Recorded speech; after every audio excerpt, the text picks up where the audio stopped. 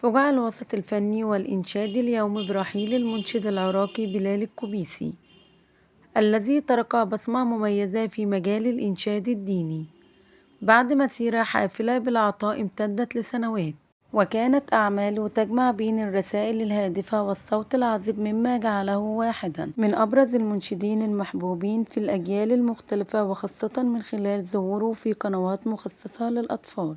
ولد بلال الكوبيسي في العاصمة بغداد في عام 1969، وبدأ مشواره الفني في التسعينات من خلال انضمامه إلى فرقة البشائر، حيث عمل إلى جانب المنشد المعروف مصطفى العزاوي، وسرعان ما لفت صوته الجميل وإنشاد متميز، مما أدى إلى انطلاقه نحو شهرة أوسع تجاوزت حدود العراق.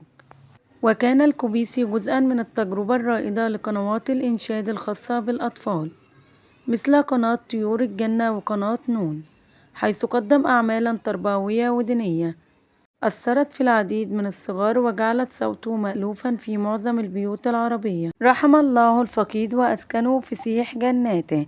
نسألكم في التعليقات الدعاء له بالرحمة والمغفرة، وأن يلهم أهله وذويه جميل الصبر والسلوان. تعازينا القلبية لعائلة ومحبين وأصدقاء الفقيد.